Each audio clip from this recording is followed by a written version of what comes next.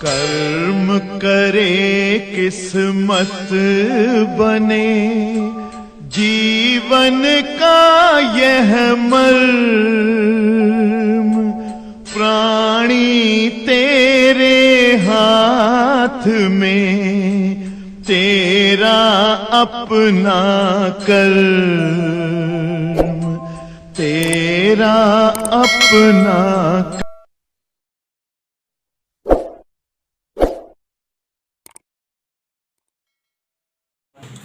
प्यारे बच्चों, जैसा कि हम लोगों ने कल की क्लास में डिस्कस किया था इलेक्ट्रॉनिक परिपथ क्या होते हैं, तो अरमान बेटा आपको बताए कि सभी इलेक्ट्रॉनिक उपकरणों के संरचना व क्रियाविधि को प्रतीकात्मक रूप में प्रकट करना इलेक्ट्रॉनिक परिपथ कहलाता है। मतलब हम किसी इलेक्ट्रॉनिक उपकरण की संरचना व क्रियाविधि को जिस प्रतिरूप या जिस रचना के द्वारा प्रकट करे वही क्या होता है, इलेक्ट्रॉनिक परिपथ। हम लोगों ने कल पढ़ा था बेटा, अध्ययन में सरलता हेतु इलेक्ट्रॉनिक परिपथ दो प्रकार के होते हैं।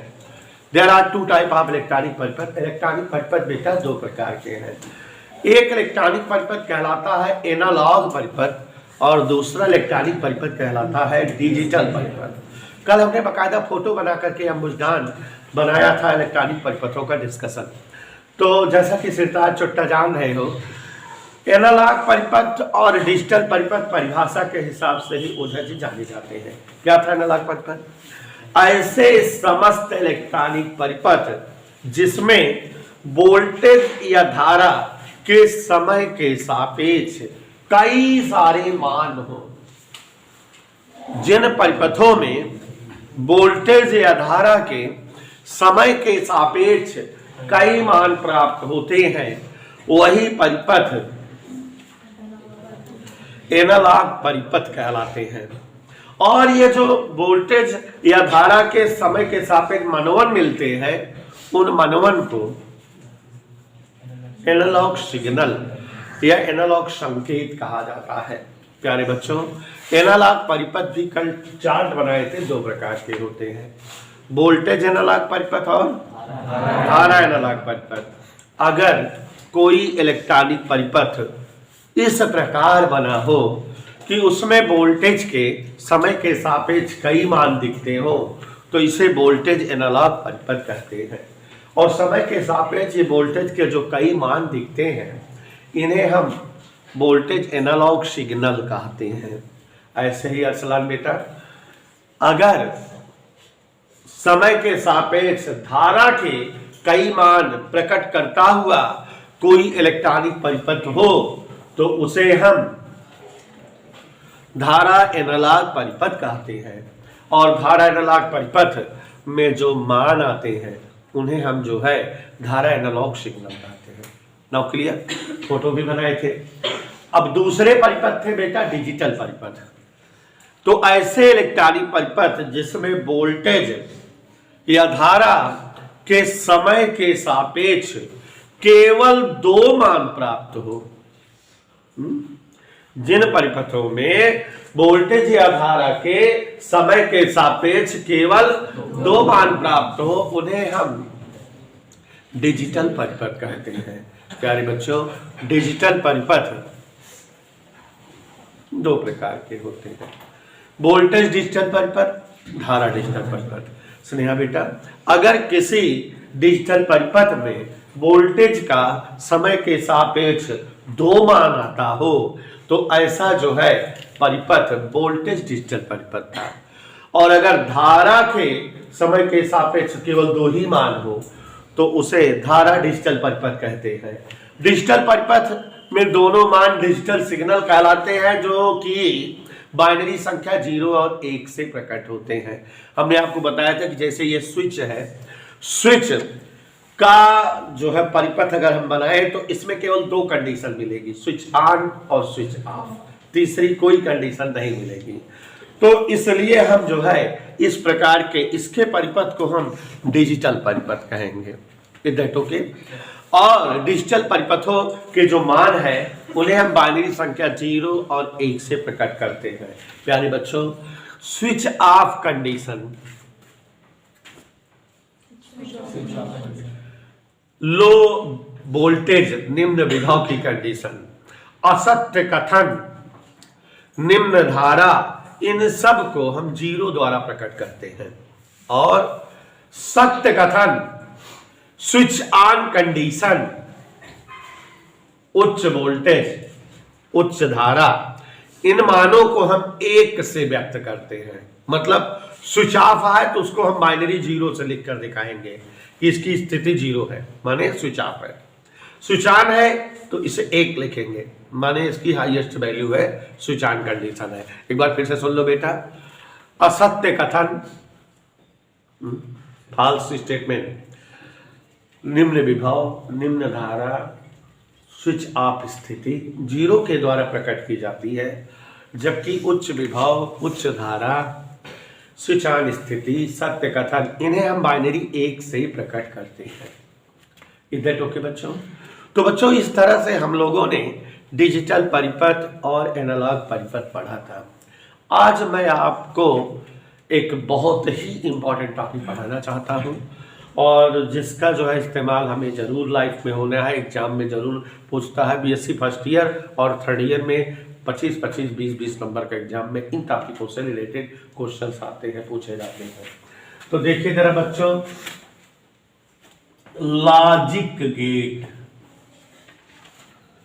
ये हमारा टॉपिक है, लॉजिक गेट। बहुत ही महत्वपूर्ण टॉपिक है और मैं चाहता हूं कि मेरे सारे बच्चे इसको बहुत ही अच्छे स्टाइल में सीखें, समझें भी। लॉजिक गेट, तो प्यारे बच्चों लॉजिक गेट बहुत ही जरूरी टॉपिक है। लॉजिक गेट ध्यान से सुनिएगा और समझने का प्रयास करिएगा।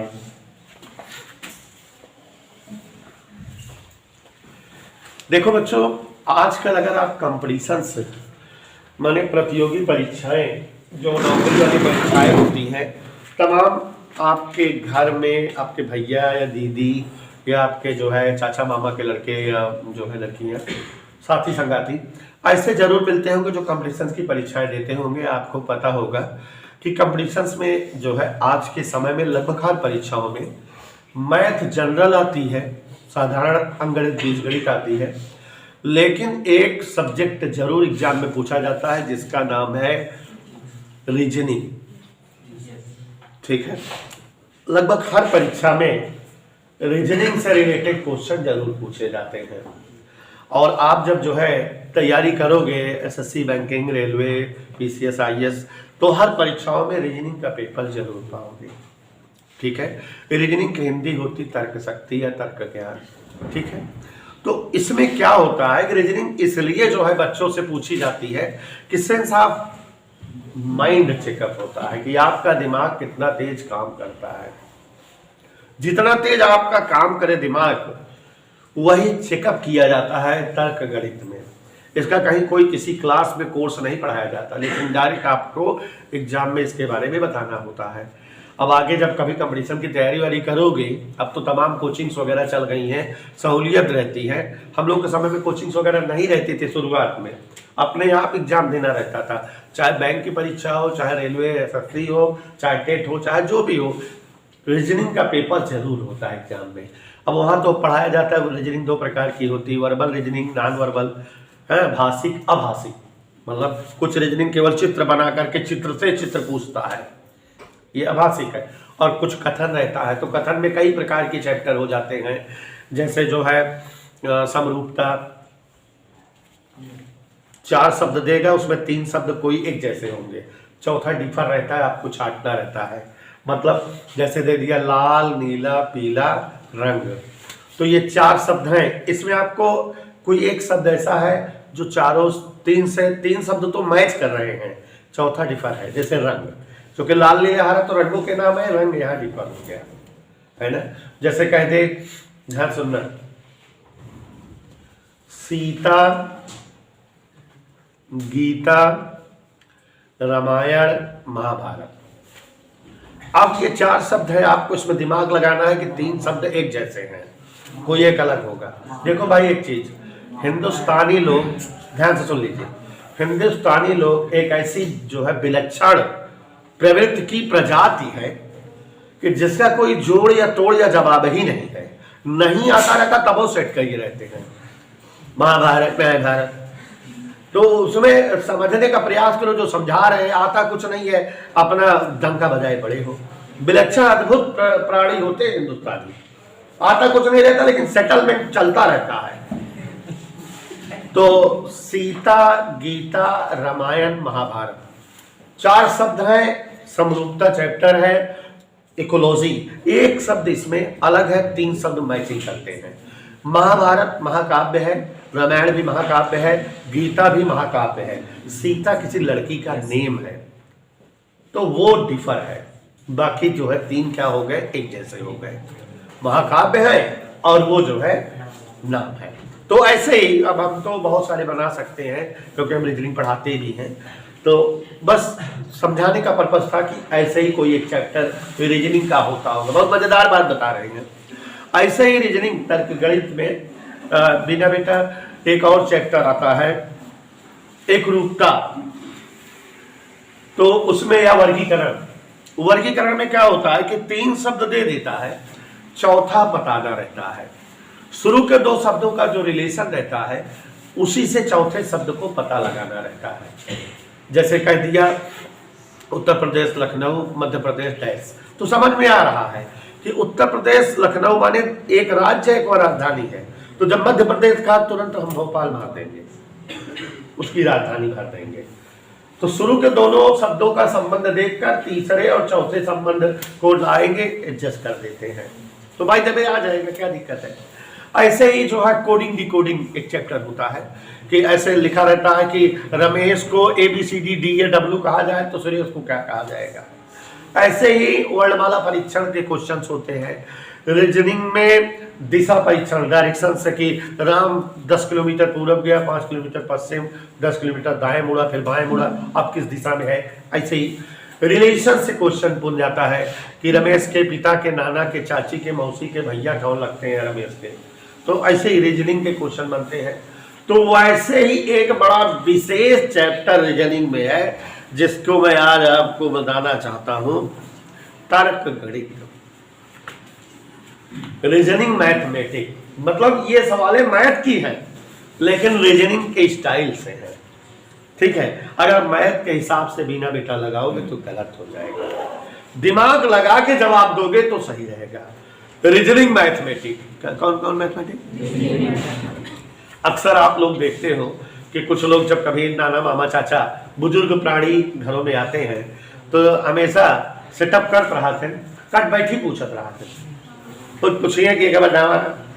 अब वो हमें हेरा जहाँ था कि साइन स्क्वायर वाला फार्मूला लगे, कॉस स्क्वायर वाला कुछ होगा लगभग ना कर, तो तर्क गणित कर बैठी जब सेट करा थे। अक्सर ज्ञान लगावा बिना, अपन ज्ञान भिड़ावा बिना पूछत रहा थे। तो यहाँ तर्क गणित की बात है।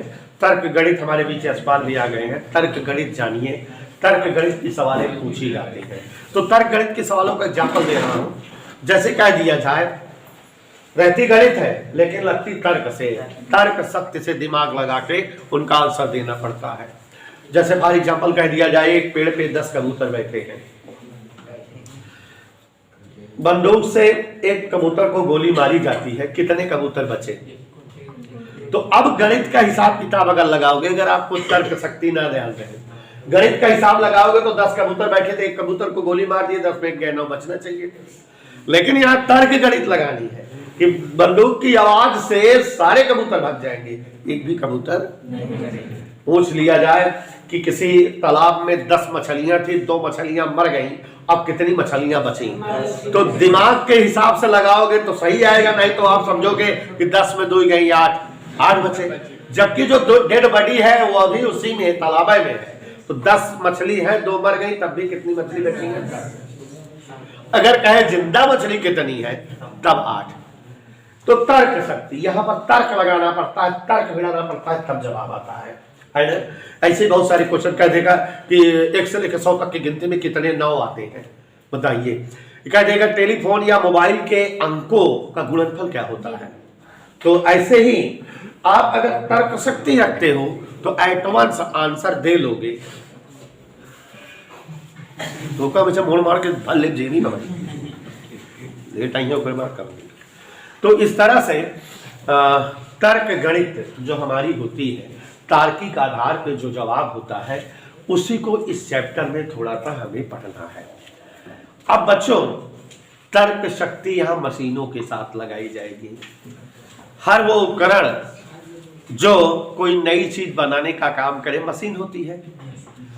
तो जैसे आप सिंपली फंडा जूस मेकिंग मशीन या जूस मेकर मशीन का ही उदाहरण समझिए। आप जूस पीने जाते हो दुकान पर, तो उसके पास जूस बनाने वाली जो मशीन है, जूस मेकर, वो एक प्रकार की यह मशीन है और हमारे लिए डिजिटल परिपथ के रूप में है। वो मशीन का काम क्या है कि आप उस मशीन में संतरा या मौसम्मी डालते हो, 2 या 3 डालें, मशीन उसकी प्रोसेसिंग की, उसका रस निकाली और उसके बाद जो है बगल में आपको निकाल के गिलास में पलट दी। जो आप जो है संतरा या जो है मौसम्मी डाल रहे हो, यहाँ मशीनी लैंग्वेज में, मशीनी भाषा में इसको निवेश करना या इनपुट करना कहते हैं। और जो बाद में आपको आंसर मिलता है उसे हम आउटपुट या निर्गत जो है टॉपिक कहते हैं। तो यहाँ निवेश करना, यहाँ निर्गत शब्द है। तो निवेशी निर्गत, इनपुट आउटपुट किसी मशीन के लिए ये 2 चीजें जो है, आप 2 टर्मिनल किसी मशीन में जानते रहिए, इनपुट भी होता है और आउटपुट भी होता है, ये जानते रहिए। आप लोगों ने चार्ल्स बैबेज का बना हुआ उपकरण पढ़ा हुआ है, कंप्यूटर। कंप्यूटर कंप्यूट धन ER 2 शब्दों से मिलकर बना है।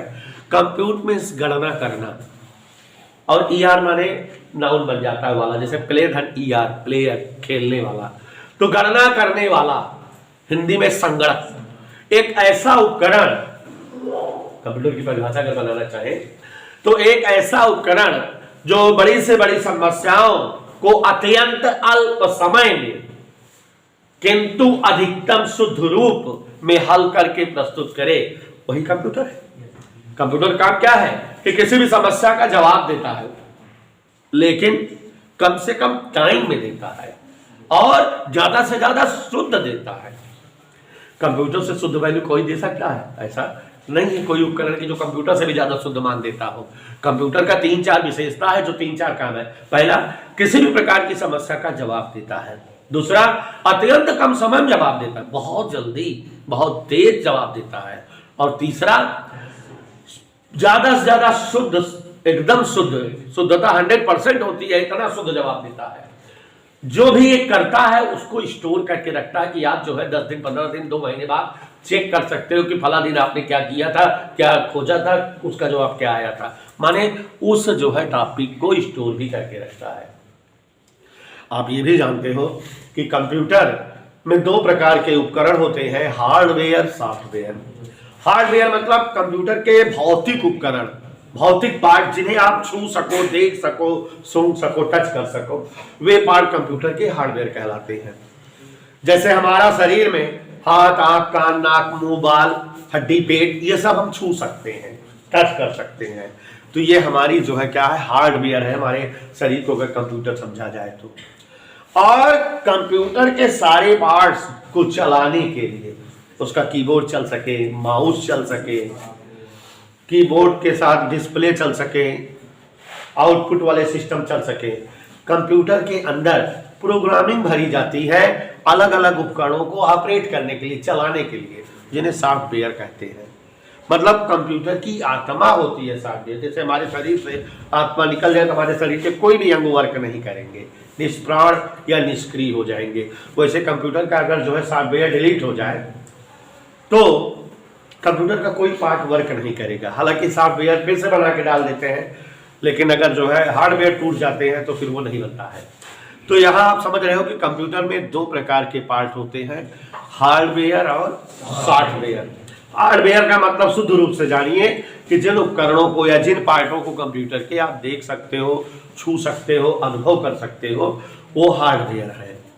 और कंप्यूटर के हार्डवेयर में आप कई सारे पार्ट दिखते हैं आपको, जैसे माउस हार्डवेयर है, कीबोर्ड हार्डवेयर है, मॉनिटर हार्डवेयर है, CPU हार्डवेयर है, प्रिंटर ये भी हार्डवेयर है। और इन उपकरणों को, माउस को, कीबोर्ड को, मॉनिटर को चलाने के लिए कंप्यूटर के अंदर जो प्रोग्रामिंग होती है वो सॉफ्टवेयर है। आप जो लोग कंप्यूटर चलाए रहे होंगे जानते होंगे कि माउस का या जो उसमें आप लगा देते हो स्पीकर वगैरह, उन्हें भी ऑपरेट करने का उसके अंदर जो है सॉफ्टवेयर होता है। कभी कभी सॉफ्टवेयर डिलीट हो जाता है तो जो है मालूम नहीं आता, आवाज़ नहीं आती स्पीकर वगैरह की, तो उसमें फिर सॉफ्टवेयर ही लोड कर दिया जाता है तो आवाज़ आने लगती है, पिक्चर दिखने लगती है, तमाम चीज़ें। माउस काम करना बंद कर देता है, कीबोर्ड काम करना बंद कर देता है। या कभी कभी आप अगर देखो, ऐसे मोबाइल में भी होता है कि अगर कोई दूसरे टाइप का, स्पेशल टाइप का कीबोर्ड लोड करना होता है तो पहले इसको इंस्टॉलेशन करना होता है, माने सॉफ्टवेयर डाउनलोड करना होता है, कीबोर्ड थोड़ा डाउनलोड होता है। तो अलग टाइप का कोई कीबोर्ड बन जाता है, अक्षर डिजाइनदार अक्षर मोबाइल में बनने लगते हैं, तो सॉफ्टवेयर ही तो आप भी लोड करते हो।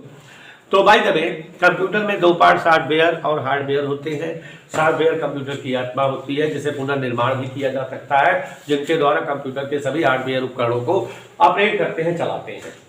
और अब ये कंप्यूटर में जो क्वेश्चन आप देते हो, जो इसे करने के लिए करते हो, कहते हो, उसे हम इनपुट करना कहते हैं। और इस काम के लिए जो उपकरण आप इस्तेमाल करते हो उन्हें इनपुट डिवाइस, जैसे इनपुट डिवाइस 3 है, 3 प्रकार की इनपुट डिवाइस इस्तेमाल की जाती हैं। पहली डिवाइस जिसका आप अच्छे तरह से वर्णन जानते हो, माउस। माउस के द्वारा आप जो है कुछ भी लिख देते हो, कुछ भी बोल देते हो, उसको कह देते हो, भाई कर्सर उसको चला के जो भी कुछ सेलेक्ट कर देते हो, सेलेक्ट करके बोल देते हो। अब माउस में आप जानते हो 3 बटन होती है, बाएं वाला स्क्रॉल, दाएं वाला स्क्रॉल और बीच वाला, सबका अलग अलग काम होता है, लेकिन आप इनपुट कंप्यूटर को कुछ भी करने को आप कह सकते हो माउस के थ्रू। कीबोर्ड में तमाम संकेत, तमाम अक्षर, तमाम चिन्ह बने हुए हैं। कीबोर्ड के द्वारा भी ये इनपुट डिवाइस है, आप कंप्यूटर में कुछ कह सकते हो, करने को बोल सकते हो। पेन स्कैनर, मॉनिटर के ऊपर चला दो, ऐसे बोल दो, वही चीज लिख उठेगा, वही करने को कह देगा। लेटेस्ट जो है इनपुट डिवाइस है। ऐसे ही कंप्यूटर में जो प्रश्न आप देते हो, जो क्वेश्चन आप देते हो, जो समस्या देते हो, उसका सलूशन निकाला जाता है कंप्यूटर के सीपीयू में। प्रोसेसिंग होती है और उस प्रश्न का जवाब ढूंढा जाता है, उस समस्या का हल ढूंढा जाता है। उसके बाद कंप्यूटर आपको जवाब देता है। तो जवाब जिन टर्मिनल के द्वारा देता है वो आउटपुट डिवाइसें होती हैं। आउटपुट डिवाइसें 2 प्रकार की हैं। तो 2 डिवाइस आजकल वर्तमान में यूज होती हैं कंप्यूटर की आउटपुट देने के लिए। एक तो बेटा मॉनिटर, जो मॉनिटर होता है उस पर लिख कर आ जाता है सारा जवाब कि ये है इस प्रश्न का जवाब ऐसे ऐसे। और दूसरा जो है आउटपुट डिवाइस है प्रिंटर, जो आपको छाप के दे देता है। प्रिंट आउट निकाल लेते हो, छाप कर दे देता है कि आपकी फला समस्या का सलूशन या फला प्रश्न का जवाब ये है। तो बच्चों, कंप्यूटर के बारे में आप इतना जान गए कि ये संगणक है, किसी भी समस्या को अत्यंत तेजी के साथ कम से कम समय में अत्यंत शुद्धता पूर्वक सॉल्व करके देने वाला और समस्या का हल वगैरह का ये पूरा प्रोसेस स्टोर करके रखने वाला उपकरण है। और हार्डवेयर सॉफ्टवेयर 2 डिवाइसेस होती हैं। और इनपुट, आउटपुट और प्रोसेसिंग कंप्यूटर में 3 पार्ट होते हैं।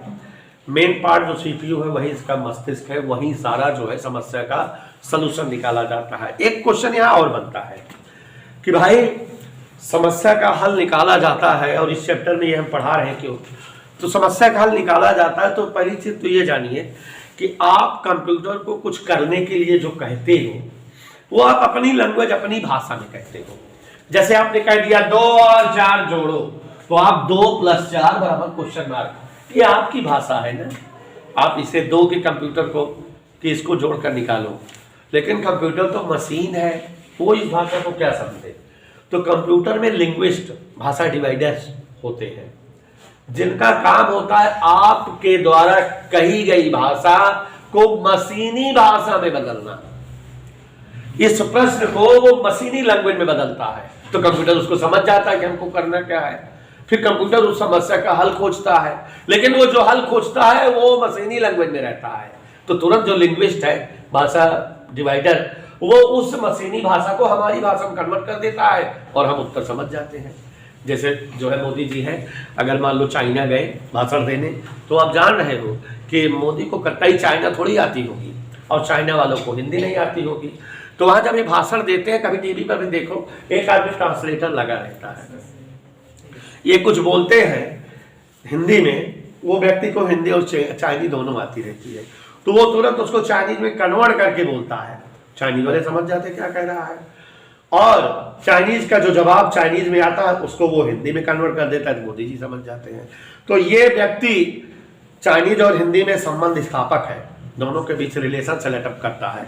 तो ऐसे कंप्यूटर में भी, सीपीयू में भी डिवाइस होती है जो हमारी लैंग्वेज को मशीनी लैंग्वेज में बदलती है, और मशीनी लैंग्वेज में कंप्यूटर उस प्रश्न का या समस्या का हल या जवाब खोजता है, लेकिन वो जवाब किस में रहता होगा, मशीनी लैंग्वेज में रहता होगा ना। तो कंप्यूटर का वो जो है डिवाइस फिर से उसको हमारी लैंग्वेज में बदलकर हमें उत्तर दिखाता है। ये कंप्यूटर में वर्किंग होती, कंप्यूटर में सिस्टम सेटअप होता है। ऐसे ही हर डिजिटल परिपथ वाले उपकरण इसी तरह के वर्क करते हैं।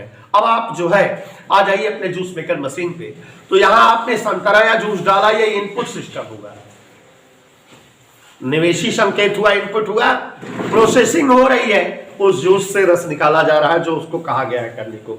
तो वहाँ ऐसा जो है सेटलमेंट सेट किया गया है कि इधर जूस आएगा, इधर ये वाला उपकरण चलेगा, इधर ये चलेगा, दब जाएगा, 25 इसका रस निकल आएगा, अंदर सब सीपीयू सेटअप किया गया है ना। और रस आउटपुट आएगा, वो निर्गत टर्मिनल निर्गत संकेत है, आप पी लोगे। तो अब बेटा ये जो मशीन है, इधर इनपुट है और इधर क्या है, समझ में आ गया, इनपुट आउटपुट, निवेशी या निर्गत। तो अगर कोई आप जो है जूस मशीन को जूस निकालते हुए देखते रहो काफी देर तक, चले जाओ किसी के यहाँ जूस पीने, बैठा रहा टाइम पास कर देखा था, तो इतना मनुष्य ज्ञानी होते हैं, जैसे हिंदुस्तानी तो खास तौर से, बहुत देर तक अगर जूस निकालते देखते रहो तो पक्का न पक्का कौनो लॉजिक हुआ जरूर सेट कर दे जाएगा। तो समझ लॉजिक सेट करा, लेकिन तुहार लॉजिक इनपुट और आउटपुट के बीच रहा है, सेट कर ले जाएगा, ताड़त रहा गया, ये हो 3 संतरा डाइस तो आधा गिलास निकला, 5 संतरा डावत बात 1 गिलास निकलत बा, लॉजिक सेट हो गया, कैलकुलेशन सेट कर देगा, 3 संतरा बराबर 1 गिलास जूस, सेट हो गया लॉजिक के नहीं। आपने काफी देर तक देखा, वॉच किया, और जो इनपुट संकेत थे, निवेशी संकेत थे, निवेशी मान थे, और जो निर्गत मान थे, उनके बीच कोई तार्किक संबंध स्थापित कर दिया कि नहीं आपने, कर दिया ना, कि 3 मौसमी बराबर 1 गिलास जूस, तो 3 मौसमी का हुआ भैया इनपुट माना, निवेशी माना, और 1 गिलास जूस का हुआ आउटपुट माना, दोनों बीच तो सेट कर दिया लॉजिक की ना, देखत रहे काफी देर से, तबे सेट भवा लॉजिक भिड़ा दिया कि ना, नियम बना दिया दोनों बीच के ना, इसी को कहते हैं लॉजिक गेट। देखो कितना बढ़िया समझा दिए, जिंदगी भर के लिए भूलेगा नहीं, एक समीज ये मैं हूं जो समझा रहा, फिर से देखो ध्यान से समझो, निवेशी व निर्गत मानों के बीच तर्क संगत संबंध प्रकट करना ही लॉजिक गेट होता है। तार्किक संबंध बनाए ना, जो प्योर है, जो सही है, निकाल के देख ले, 3 मौसमी से गिलास बने, देखत रहे हम काफी देर, ताड़त रहे, 3 से डावत रहे, तक गिलास निकलत रहा, तब सेट करी ना।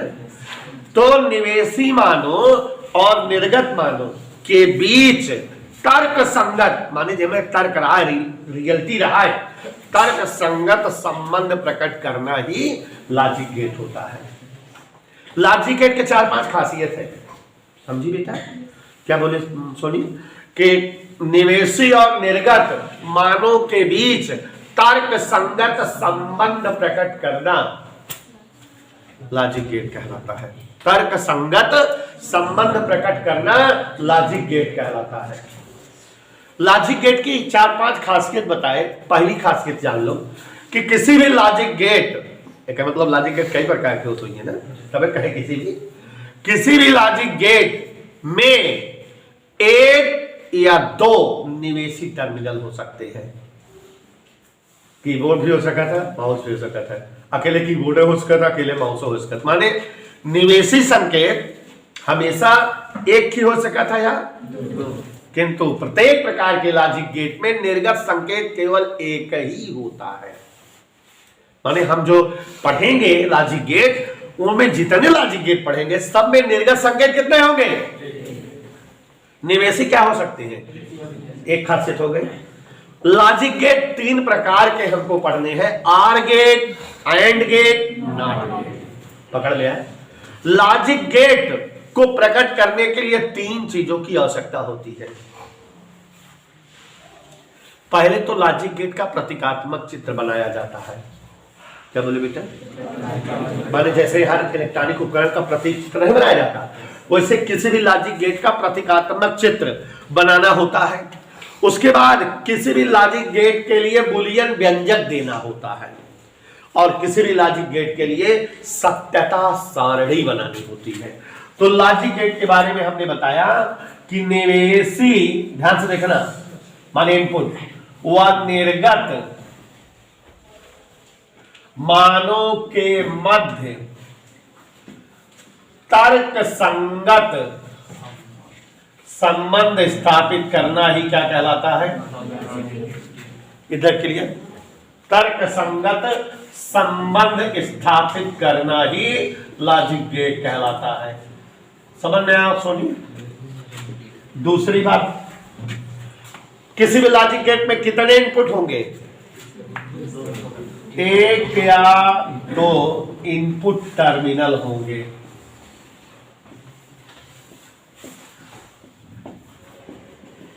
अफलानुद्दीन, केवल एक आउटपुट टर्मिनल हमेशा कैसे होता है?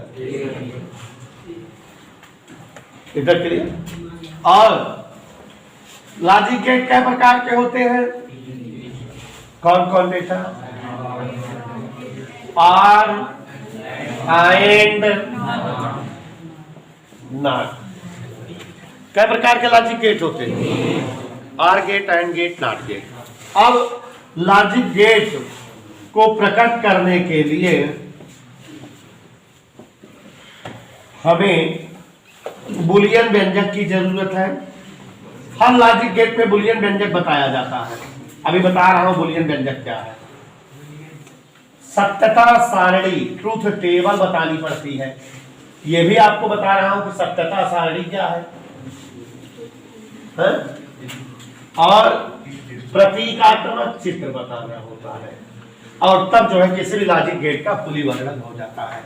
तो 5 चीजें हो गई कि नहीं? ध्यान से देखिए, प्रत्येक प्रकार के लॉजिक गेट को प्रतीकात्मक चित्र, बुलियन व्यंजक और सत्यता सारणी के द्वारा प्रकट करते हैं। माने हर लॉजिक गेट में बुलियन व्यंजक जरूरी है, सत्यता सारणी जरूरी है। लॉजिक गेट है क्या? इनपुट और आउटपुट मानों के मध्य तर्क संगत संबंध स्थापित करना ही लॉजिक गेट कहलाता है। लॉजिक गेट में एक या दो, ज्यादा से ज्यादा 2 निवेशी टर्मिनल होंगे और आउटपुट टर्मिनल या निर्गत टर्मिनल के रूप में केवल एक टर्मिनल होगा। 3 प्रकार के होंगे, आर एंड नॉट। और लॉजिक गेट इनके संयोग से बनाए जाते हैं, जोड़ जोड़ के, नार गेट, नैंड गेट, ऐसे ही 2-2 गेटों को जोड़कर बनाया जाता है। तो सोनी जी, इतना समझ में आया? अब बेटा हमको इसको और इसको भी तो जानना है, तभी तो हम आगे बढ़ पाएंगे। सत्यता सारणी क्या है? एकदम सरल, ट्रूथ टेबल। एक ऐसी टेबल बनाओ जिसमें किसी लॉजिक गेट के सभी निवेशी और सभी निर्गत मान प्रकट हो, उसी टेबल को सत्यता सारणी कहते हैं। मतलब हम एक ऐसी टेबल बनाए जिसमें लॉजिक गेट के जो इनपुट वैल्यूज है और जो आउटपुट वैल्यूज मिल रही हैं उन्हें हम लिख कर दिखा सकें। जिस टेबल में हम इनपुट मान और आउटपुट मान लिख के प्रकट करी कि भैया इतना इनपुट रहा तो इतना आउटपुट आया, इतना इनपुट रहा तो इतना आउटपुट आया, जो उन्हें टेबल के द्वारा इनपुट और आउटपुट के सभी संभव मानों को प्रकट किया जा सके, वही टेबल ट्रुथ टेबल या सत्यता सारणी कहलाती है। कठिन सुना है ना? सरल है ना? सरल है कि ना है? एक बार फिर से हो जाए कि ट्रुथ टेबल या सत्यता सारणी एक ऐसी सारणी होती है जिसके द्वारा किसी लॉजिक गेट के सभी संभव निवेशी और संभव निर्गत मानों को प्रकट किया जा सकता है। तो किसी जो है लॉजिक गेट के सभी संभव निवेशी और निर्गत मानों को जिस टेबल द्वारा प्रकट किया जाए उसी टेबल को हम क्या कहते हैं बेटा? याद रहेगा, मान लिख देवे तो सत्यता सारणी बन जाए। सरल है भाई, कठिन लागत ना भाई, जब बनोगे सरल हो जाएगा। बुलियन व्यंजक, बुलियन व्यंजक बताने से पहले मैं आपको एक स्पेशल प्रकार की बीजगणित पढ़ाना चाहता हूं।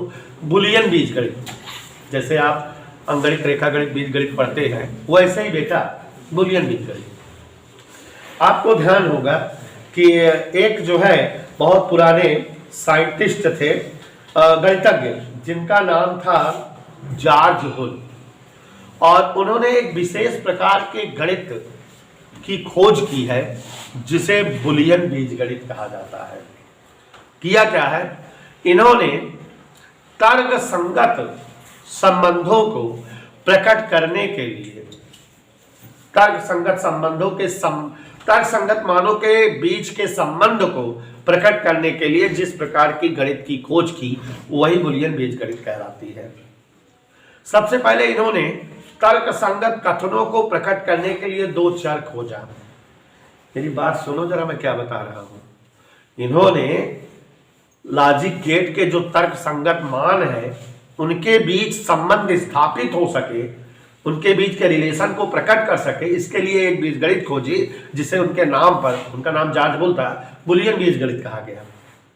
माने बुलियन बीजगणित एक ऐसी बीजगणित होती है जो लॉजिक गेट के तर्क संगत मानों के बीच संबंध को प्रकट करती है। जो निवेशी और आउटपुट मान है उनके बीच का रिलेशन दिखाने वाली गणित है। और इसमें दो चर होते हैं। क्या होते हैं? एक्सोलेंट, जो तर्क संगत कथनों को प्रकट करने के लिए प्रयुक्त किए जाते हैं। किसको प्रकट करने के लिए बेटा? तर्क संगत कथन। आप जानते हो डिजिटल परिपथ में केवल दो ही कथन हो सकते हैं, या तो सत्य कथन होगा या तो असत्य, या तो वोल्टेज उच्च होगा या तो वोल्टेज निम्न होगा, या तो धारा उच्च होगी या तो धारा निम्न होगी, यही तो कथन होंगे। तो दोनों प्रकार के कथनों को प्रकट करने के लिए दो प्रकार के चर बनाए और उन्हें 1 और 0 से प्रकट किया। एक चर क्या है? 1, और दूसरा चर क्या है? 0। और दो चरों को मिलने से कोई तीसरा जो प्राप्त होता है उसको प्रकट करने के लिए इन्होंने एक व्यंजक बनाया जिसे बुलियन व्यंजक कहा जाता है। दो चरों को मिलाने से तीसरा जो चर प्राप्त होता है उसको प्रकट करने का जो इन्होंने व्यंजक प्रस्तुत किया उसे क्या कहा जाता है? बुलियन व्यंजक। समझ में आया? बस इतना पढ़ना बुलियन बीजगणित में। एक बार फिर से, जॉर्ज हुल ने लॉजिक गेट के निवेशी और निर्गत मानों को प्रकट करने के लिए, उनके बीच के संबंध को स्थापित करने के लिए, प्रदर्शित करने के लिए एक विशेष प्रकार की गणित तैयार की जिसे बुलियन बीजगणित कहा जाता है। बुलियन बीजगणित में दो चर होते हैं जो तर्क संगत कथनों को प्रकट करते हैं, जैसे सत्य को 1 से, असत्य को 0 से। ऐसे उदाहरण दे देंगे। और दो चरों के संबंध या दो चरों को मिलने से तीसरा जो चर प्राप्त होता है, इस संबंध को प्रकट करने वाला व्यंजक बुलियन व्यंजक कहलाता है। जैसे x धन y बराबर 5 हो तो ए का व्यंजक आना है x धन y बराबर 5, तो ए का बुलियन व्यंजक कहा जाएगा। तो वैसे नहीं जाना है, दो चरों को मिलाने से बने तीसरे चर को प्रकट करने वाला संबंध या व्यंजक बुलियन व्यंजक कहलाता है। और बुलियन बीजगणित में जैसे हमारी गणित में ऑपरेशंस होते हैं, जोड़ना, घटाना, गुणा करना, भाग करना, वैसे बुलियन बीजगणित में भी ऑपरेशंस थे, चिन्ह थे। जैसे हम जोड़ने के लिए कौन सा चिन्ह इस्तेमाल करते हैं? प्लस। तो बुलियन बीजगणित में जोड़ने या योग संक्रिया के लिए प्लस नहीं बनाया जाता, आर लिखा जाता। OR। आर का मतलब जोड़। क्या बेटा? और गुणा करने के चिन्ह के लिए जैसे हम क्रॉस के चिन्ह बनाते हैं, वैसे बुलियन बीजगणित में एंड का चिन्ह बनाया जाता है, बिंदु रखा जाता है, उसे एंड पढ़ा जाता है। क्या पढ़ा जाता है? और माइनस करने के लिए बुलियन बीजगणित में नॉट पढ़ा जाता है। तो ये बुलियन बीजगणित के ऑपरेशंस थे। क्या थे बेटा? ये बुलियन बीजगणित के ऑपरेशंस थे, संक्रियाएं थी। प्लस को क्या लिखते हैं? और मल्टीप्लाई को और माइनस को नॉट। Is that clear? जैसे अगर कहीं लिखा हो a + b = y, तो ये बुलियन व्यंजक अगर हो, क्या हो ये? तो बुलियन बीजगणित में इसको कैसे पढ़ते हैं? a/b = y। क्या पढ़ेंगे? ये बुलियन व्यंजक है। क्या है ये? a/b = y। और ऐसे लिखा है a&b = y। ऐसे लिखा रहे not a = b। Not A equals B. तो इस तरह से बेटा बुलियन बीजगणित आप जान गए। और क्या जान गए बेटा? सब कुछ जान गए। तो अब हम लोग जो है चर्चा करेंगे OR gate, AND gate, NOT gate का। और हर गेट के लिए 3 चीजें की जरूरी है। प्रतीक बनाएंगे, उसका बुलियन व्यंजक लिखेंगे और उसकी सत्यता सारणी बनाएंगे। ठीक है ना बेटा? तो कल ये चैप्टर समाप्त हो